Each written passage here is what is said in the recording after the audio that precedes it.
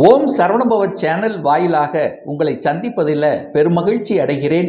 இன்றைய பதிவானது 2025 ஜூலை மாதத்துக்குரிய பலாபலன்கள். முதலில் இந்த ஜூலை மாதத்தினுடைய கிரக நிலைகளை பார்க்கலாம். அதன்படி பார்க்கும் பொழுது மீனமனையில் சனி பகவான் வீற்றிருக்கிறார். இப்போ இந்த மாதம் 13ஆம் தேதி, ஜூலை 13ஆம் தேதி சனி பகவான் வக்ர நிலைக்கு செல்கிறார். சுக்கிர பகவான் ரிஷப மனையில் ஆட்சி பலத்தோட வீற்றிருக்கார். அந்த சுக்கிரனுடைய பயிற்சியானது இந்த மாதம் 26 ஜூலை 26ஆம் தேதி ரிஷபத்திலிருந்து மிதுனமனைக்கு பயிற்சியாகிறது. சூரிய பகவான் மிதுனத்திலிருந்து கடகமனைக்கு பயிற்சியாகிறார் ஜூலை மாதம் 16ஆம் தேதி.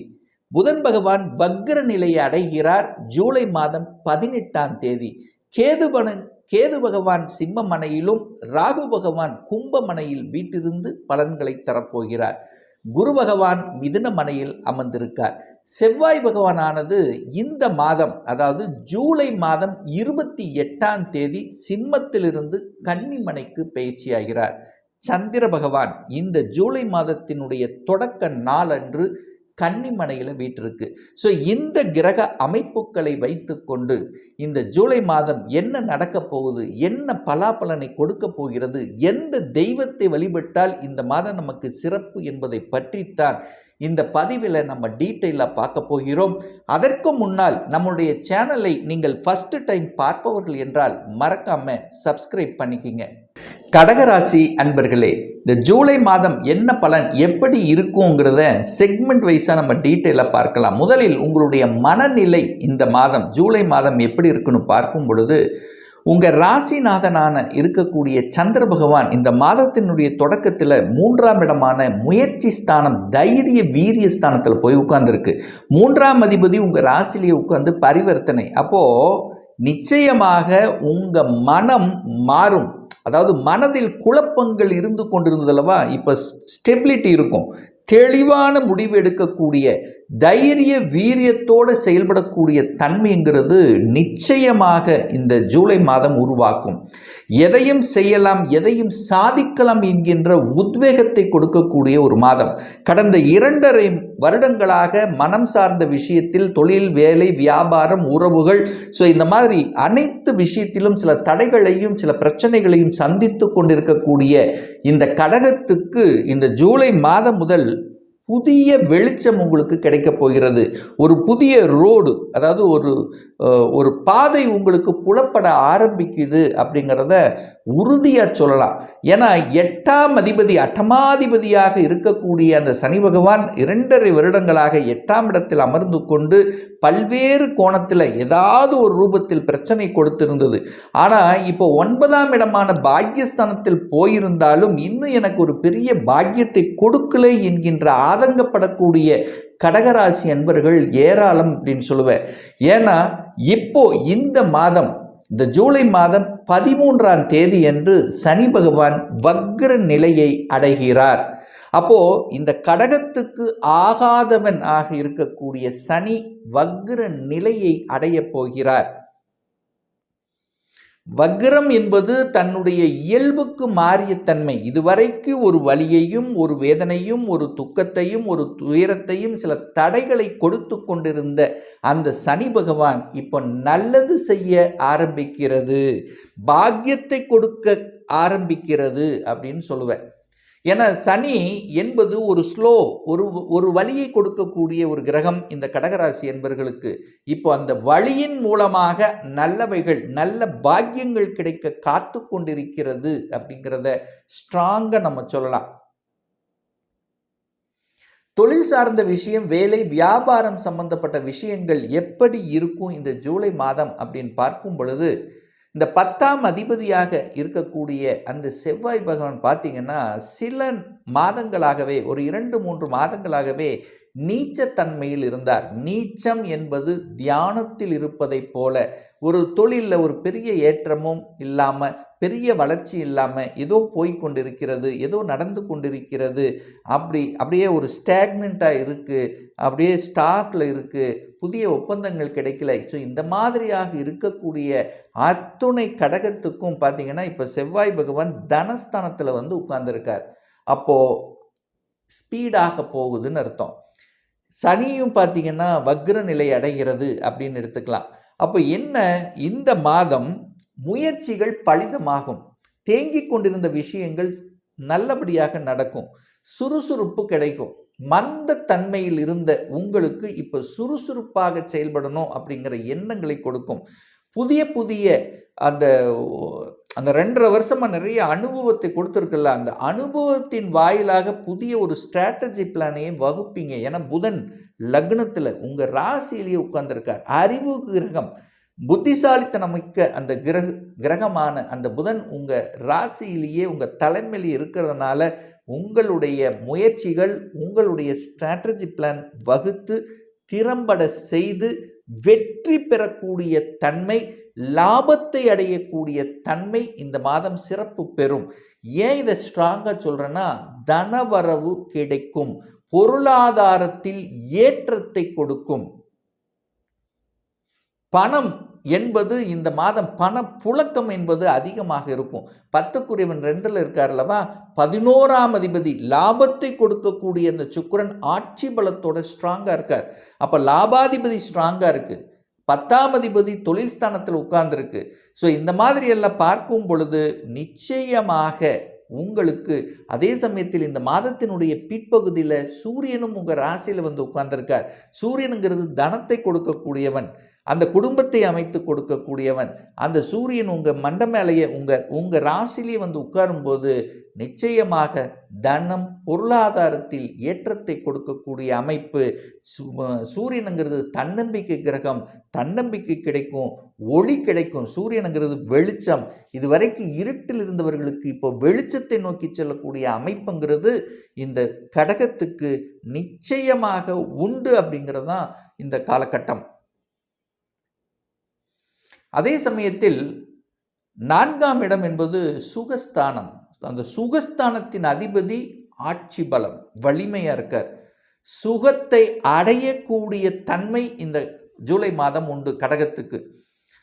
அதாவது ஒரு சுகம் இல்லை, ஒரு ஹெல்த்தில் சின்ன சின்ன பிரச்சனைகள், தாய் சார்ந்த விஷயத்தில் பிரச்சனைகள், இப்படி பிரச்சனைகளோட அந்த சுகத்தில் வீட்டில் கூட ஒரு நிம்மதியாக இருக்க முடியல.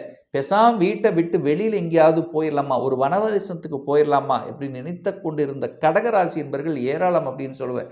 ஆனால் இப்போது அந்த வீட்டுக்குள்ளே இருக்கக்கூடிய தன்மை, வீட்டில் ஒரு மகிழ்ச்சியை கொடுக்கக்கூடிய தன்மை, வீட்டில் ஒரு சுப காரியங்களை செய்து கொள்ளக்கூடிய அமைப்புகள், ஒரு சிலர் வீட்டே இல்லை, இதுவரைக்கும் வீடே அமையல, இதுவரைக்கும் வாடகை வீட்டில் தான் குடியிருக்கிறோம், அந்த வாடகை வீட்டில் இருந்து கொடுத்த பணத்தை வச்சிருந்தாலே இப்போ ஒரு சொந்த வீடு வாங்கியிருக்கலாம். ஸோ இப்படியெல்லாம் எண்ண ஓட்டங்களை கொடுத்து கொண்டிருந்தவர்களுக்கெல்லாம் இப்போ ஒரு பேசாமல் ஒரு சொந்த வீடு வாங்கி விடலாம் என்கின்ற எண்ண உணர்வை கொடுக்கக்கூடிய மாதம் இந்த ஜூலை மாதம். அப்போ வீட்டை ஆல்டர் பண்ணுவதற்கு உகந்ததாக இருக்கும். வீடு வாங்குவதற்கும் அல்லது வாகனங்கள் வாங்குவதற்கும் உங்களுடைய ஆசைகளை நிறைவேற்றி கொள்வதற்கும் ஒரு உகந்த காலகட்டமாக இந்த ஜூலை மாதம் அமைய இருக்கிறது இந்த கடகராசி அன்பர்களுக்கு. ஒரே ஒரு விஷயம்தான், இந்த கடன் விஷயம்தான். கடன் என்பது இந்த கடகராசி என்பவர்களுக்கு ஏதோ ஒரு விதத்தில் இருந்து கொண்டே இருக்கும். ஏன்னா 6ஆம் அதிபதி 6ஆம் இடத்தை பார்க்குறார், 6ஆம் இடத்தை பார்த்து வலுப்படுத்துகிறது. அப்போ கடன் என்கின்ற தன்மை ஏதோ ஒரு வகையில் ஒன்றும் கடனை அடைக்கிற பற்றியான முயற்சிகள் அல்லது கடனை வாங்குவதை பற்றிய எண்ண ஓட்டங்கள், இப்படி ஏதாவது ஒன்று கடனை பற்றிய சிந்தனைகள் இருக்கும். அதே சமயத்தில் பார்த்தீங்கன்னா எதிர்ப்பு பகை, நிறைய எதிர்ப்பு பகையை சம்பாதித்திருப்பீங்க, எதிர்ப்பாளர்கள் இருப்பாங்க, தொல்லைகள் இருக்கும். அந்த தொல்லைகளுக்கெல்லாம் இனங்கண்டு கொள்ளக்கூடிய ஒரு மாதமாக இந்த ஜூலை. யார் உங்களுக்கு தொல்லை கொடுத்து கொண்டு இருக்கிறார்கள், கூட இருந்தே நமக்கு தொல்லை, கூட இருந்தே குளிப்பறித்து கொண்டு என்கின்றவர்கள் எல்லாம் அடையாளம் காணக்கூடிய ஒரு மாதமாக இந்த ஜூலை மாதம் நிச்சயமாக அமையும். 6ஆம் அதிபதி வலுப்பெறுகிறது. 6 அப்படின்னா அங்கே மறைந்திருக்கக்கூடிய ஒரு விஷயம் வேலை. அப்போ வேலை இல்லாத இந்த கடகத்துக்கு வேலை கொடுக்கக்கூடிய ஒரு காலகட்டமாக நிச்சயமாக அமையும். இதில் எந்தவித மாற்று கருத்தும் கிடையாது. அதே குரு பகவான் 8ஆம் இடத்தை பார்க்குறார், அட்டமஸ்தானத்தை பார்க்குறார். அப்போது நிறைய பேர் 12ஆம் இடத்துல பாக்யாதிபதியாக இருக்கக்கூடிய குரு பகவான் 12ல் போய் மறைஞ்சிருக்கார். அப்போ நிறைய பேர் 12ங்கிறது வெளிநாடு, வெளி மாநிலம், அந்நிய தேசத்தை குறிக்கக்கூடிய ஒரு இடம் 12. ஸோ அந்த இடத்தில் அந்த குரு பகவான் இருக்கின்ற காரணத்தால் வெளிநாட்டில் போய் வேலை பார்க்கணும் அல்லது மாநிலத்தில் போய் வேலை பார்க்கணும், ஒரு இடமாற்றம் நடக்கணும். ஸோ இந்த மாதிரியான சிந்தனை ஓட்டங்கள் இருக்கக்கூடிய கடகத்துக்கு நல்லது கொடுக்கக்கூடிய ஒரு மாதமாக இந்த ஜூலை மாதம் நிச்சயமாக அமையும். சனி பகவான் 9ஆம் இடத்துல பாக்கியஸ்தானத்திலிருந்து கெடுத்து கொண்டிருந்த இந்த சனி பகவான் இப்போ வக்ரம் அடையும் போது நிச்சயமா ஒரு நல்ல பாக்கியத்தை நீங்கள் எதிர்பார்க்கலாம். என்ன பாக்கியத்துக்காக உங்களுடைய ஆழ்மனதில் ஓடிக்கொண்டிருக்கிறதோ அந்த பாக்கியத்துக்காக நீங்கள் எடுக்கக்கூடிய அத்தனை முயற்சிகள் பலிதமாகும். ஒரு அரசாங்க வேலைக்காக, ஒரு எக்ஸாமுக்காக நிறைய ப்ரிப்பரேஷன் எடுத்தோம், நிறைய எக்ஸாம் எழுதணும், கொஞ்சம் 1 மார்க்கில் போச்சு, அரை மார்க்கில் போச்சுன்னு நினைக்கக்கூடிய கடகராசி என்பவர்களுக்கெல்லாம் இப்போ இந்த ஜூலையிலிருந்து கண்டிப்பாக அரசு வேலையை அடைந்தே தீர்வேன், அந்த எக்ஸாமில் பாஸ் பண்ணியே தீர்வேன் என்கின்ற அந்த மன உறுதியை கொடுத்து அதில் வெற்றி பெறக்கூடிய அமைப்புகளையும் சந்தர்ப்பங்களை உருவாக்கக்கூடிய ஒரு காலகட்டமாக இந்த கடகத்துக்கு நிச்சயமாக அமையும். இதில் எந்தவித மாற்று கருத்து இல்லை. ஏன்னா லாபாதிபதி வெற்றி, லாபம், மகிழ்ச்சி, சந்தோஷத்தை கொடுக்கக்கூடிய சுக்கிரன் பலமாகி இருக்கிறது, வலிமையோடு இருக்கிறது. அதனால் ஜெயிக்கக்கூடிய அமைப்பு, அந்த மன உறுதியை கொடுக்கக்கூடிய ஒரு மாதமாக அமையும். ஒரு நல்ல தெய்வ வழிபாடு, குடும்பத்தில் சில பிரச்சனைகள் இருந்தாலும் அந்த குடும்பம் சார்ந்த விஷயத்தில் பிரச்சனைகள் தீர்ப்பதற்கு நீங்கள் எங்கே வெளியில் போனாலும் சரி, டெய்லியும் அந்த கேது பகவான் குடும்பஸ்தானத்தில் இருக்கிறதுனால அந்த கேதுவுக்குரிய தெய்வம் என்று சொல்லக்கூடிய விநாயகர் வழிபடுவது இந்த கடகத்துக்கு அனைத்து விதத்திலும் மேன்மையை உருவாக்கி கொடுக்கும். இப்போ நான் சொன்னது கோச்சார ரீதியான பொதுவான பலன்கள் இந்த ஜூலை மாதத்துக்கு. இந்த ராசி நட்சத்திரத்தில் பார்த்தீங்கன்னா பல கோடிக்கணக்கான பேர் இருப்பீங்க. ஒவ்வொருத்தரும் டிஃப்ரெண்ட்டு, ஒவ்வொருத்தருடைய கிரக அமைப்புகளும் வேறுபடும், தசாபுத்திகளும் வேறுபடும். இந்த கோச்சார பலனை கண்டினியூஸாக ஒரு 3 மாதத்துக்கு பாருங்கள். சரியாக பொருந்தி வரவில்லை என்றால் நிச்சயமாக உங்களுடைய தசா புத்தி நாதன்கள் பார்த்தீங்கன்னா 6, 8, 12 அதிபதிகளோடு இணைஞ்சிருக்கும், இல்லை பாவ கிரகங்களினுடைய தொடர்பில் பெற்றிருக்கும். அப்படிங்கிறது தான் நிதர்சனமான உண்மை. ஒரு துல்லிய பலன் வேணும் அப்படின்னா உங்கள் ஜாதகத்தில் கிரகங்கள் எப்படி இருக்குது, எந்த ஆதிபத்தியத்தை பெற்றிருக்கு, எந்த டிகிரியில் உட்கார்ந்துருக்கார், இப்போ நடப்பு தசாநாதன், புத்திநாதன், அந்தர்நாதன், சூட்சமநாதன் எப்படி இருக்குது என்பதை பொறுத்து நீங்கள் கேட்கக்கூடிய எந்த கேள்வியாக இருந்தாலும் சரி, இந்த 2025 சொந்த தொழில் செய்வதற்கான கொடுப்பினை, விதி கொடுப்பினை நம்முடைய ஜாதகத்தில் இருக்கா? அப்படி இருக்கக்கூடிய பட்சத்தில் எப்போ நம்ம சொந்த தொழிலை ஆரம்பிக்கலாம்? திருமணம் நடக்கவே மாட்டேங்குது, நாங்களும் பார்த்துட்டே இருக்கோம். எப்போ தான் நமக்கு திருமணம் நடக்கும்? எப்போ நமக்கு இடமாற்றம், ப்ரமோஷன் கிடைக்கும்? எந்த கோர்ஸ் எடுத்து படிப்பதற்கான கொடுப்பினை நம்முடைய ஜாதகத்தில் இருக்குது? எந்த கோர்ஸ் எடுத்து படித்தா நம்முடைய ஃப்யூச்சர் நன்றாக இருக்கும்? எப்போ வீடு கட்டுவேன்? எப்போ நமக்கு குழந்தை பாக்கியம் கிடைக்கும்? இது போன்ற கேள்விகளுக்கு துல்லியமான பதிலை நம்மால் கூற முடியும். ஒரு பர்சனல் கன்சல்டேஷன் எடுத்துக்கணும், ஒரு சுய ஜாதகம் பார்க்கணும் என்று விருப்பமுடைய அன்பர்கள் டிஸ்பிளே தெரியக்கூடிய நம்பருக்கு வாட்ஸ்அப் மூலியமாகவோ ஃபோன் கால் மூலியமாகவோ தொடர்பு கொண்டு அப்பாயின்மெண்ட் பெற்றுக்கொண்டு கன்சல்டேஷன் எடுத்துக்கலாம். நம்முடைய அலுவலகம் கோயம்புத்தூரில் அமைந்துள்ளது. அதாவது கோயம்புத்தூரிலிருந்து மேட்டுப்பாளையம் செல்லும் வழியில் வெள்ளக்கிணர் பிரிவுக்கு அருகில் அன்னபூர்ணா ஹோட்டலுக்கு அருகில் அமைந்துள்ளது. பிரியர் அப்பாயின்மெண்ட் வாங்கிட்டு நேரடியாக கன்சல்டேஷன் எடுத்துக்கலாம் அல்லது ஆன்லைன் மூலமாகவும் கன்சல்டேஷன் எடுத்துக்கலாம். நிச்சயமாக இந்த பதிவு ஏதாவது ஒரு ரூபத்தில் உங்களுக்கு யூஸ்ஃபுல்லாக இருக்குங்கிறதுல எந்தவித மாற்று கருத்தும் கிடையாது. நம்முடைய சேனலை நீங்கள் ஃபஸ்ட்டு டைம் பார்ப்பவர்கள் என்றால் மறக்காமல் சப்ஸ்கிரைப் பண்ணிக்கிங்க.